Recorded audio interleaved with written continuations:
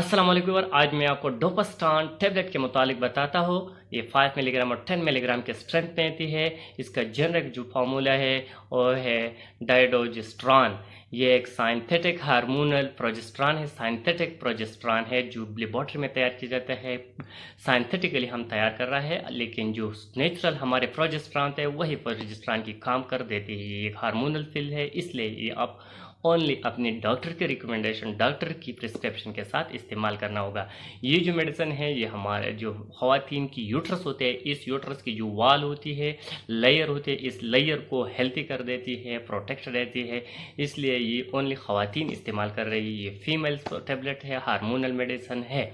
इसकी यूजेस को देखा जाए तो ये मेंस्ट्रुअल डिसऑर्डर में यूज़ किया जाता है, जैसे कि इरेगुलर पीरियड हो, इरेगुलर जो मेंसेस साइकिल है वो इरेगुलर हो, तो इसको मेंटेन करने के लिए, इसको रेगुलर करने के लिए इसमें इसका इस्तेमाल है। मेंस्ट्रुअल की जो डिसऑर्डर होती है, कभी पीरियड लॉन्ग होती है, कभी शॉर्ट होती है, कभी जल्दी आती है, तो इसको मेंटेन करने के लिए ये मेडिसिन इस्तेमाल किया जाता है।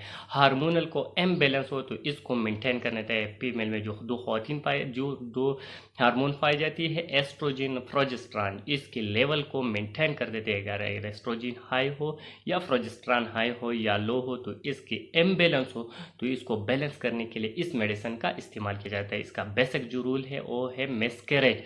ये मिसकैरेज को प्रिवेंट कर देती है।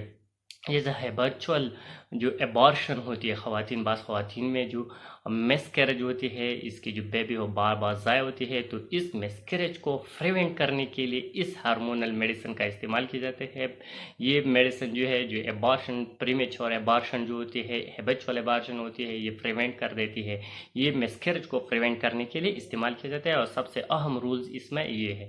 साथ ही इनफर्टिलिटी में इसका यूज़ है, क्योंकि ये जो हार्मोनल मेडिसिन है ये प्रोजेस्टेरॉन के लेवल को मेंटेन कर देते हैं, इसलिए ये जो इनफर्टिलिटी आती है ख़वातीन में, इसको मेंटेन करने के लिए इस्तेमाल। के साथ एंडोमेट्रियस एक डिजीज़ है, जैसे कि यूट्रस के जो लेयर होती है, इस लेयर की जो टिश्यू होती है वो अंदर के बजाय बाहर की तरफ ग्रोथ कर रही है, जिसकी वजह से ख़वातीन की कमर पर दर्द हो, तो इसको मेंटेन करने के लिए इसको इस्तेमाल किया जाए। साथ ही यूट्राइनरी ब्लडिंग, जो पीरियड के दौरान इरेगुलर ब्लडिंग होती है, हेवी ब्लडिंग होती है, तो इस ब्लडिंग को कंट्रोल करने के लिए, पीरियड के दौरान जो ब्लडिंग होती है, यूट्राइनल ब्लडिंग होती है, इस ब्लडिंग को कंट्रोल करने के लिए इस्तेमाल किया जाता है। साथ ही डिस्मेनोरिया में इस्तेमाल है। डिस्मेनोरिया मीन के मेंस्ट्रुअल के दौरान जो पीरियड है, इसके दौरान जो पेन होती है, इस पेन में इस्तेमाल किया जाता है। साथ एमेनोरिया में इस्तेमाल किया जाता है। एमेनोरिया मीन जब बात ख़वातीन में जो पीरियड होती है वो स्टॉप होती है, नहीं आती, कभी कभार 3-4 महीने बाद आती है, तो इसको मेंटेन करने के लिए इसमें इसका इस्तेमाल है। बाद इसकी साइड इफ़ेक्ट को देखा जाए